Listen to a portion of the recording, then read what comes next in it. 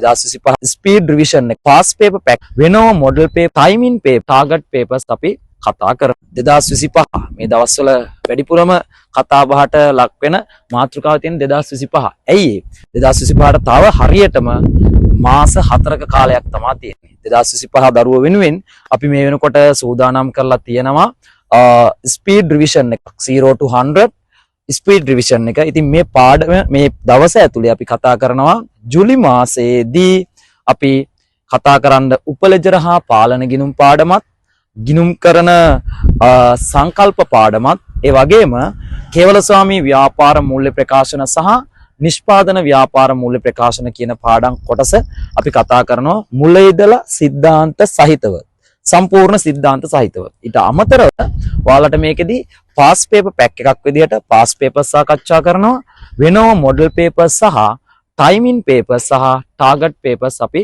කතා කරනවා.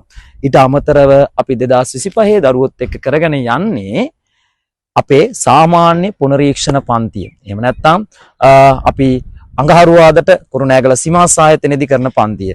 මේක ඇතුලේ අපි කතා කරනවා පුතේ සමාගම් මූල්‍ය ප්‍රකාශන සම්පූර්ණයෙන්ම. ඒ කියන්නේ සමාගම් මූල්‍ය ප්‍රකාශන, ඊට පස්සේ සමාගම් වලට අදාළ ගැලපුම් සටහන්, ඊට පස්සේ සමාගම් අවසාන අභ්‍යාස සහ අපි විභාග අභ්‍යාස දක්වත්, ඒ වගේම අපි ඒ වෙනුවෙන් අපිම විශේෂයෙන් නිර්මාණය කරපු අපේ අනුමාන ප්‍රශ්න පත්‍රත් සාකච්ඡා කරනවා. ඉතින් අපිත් එක්ක එකතු වෙලා ජූලි මාසේ වැඩ කරන්න ඔයා එන්න ඕන කුරුණෑගල සීමා ආයතනයටත්, ඒ වගේම කෑගල්ල සී ආයතනයටත්.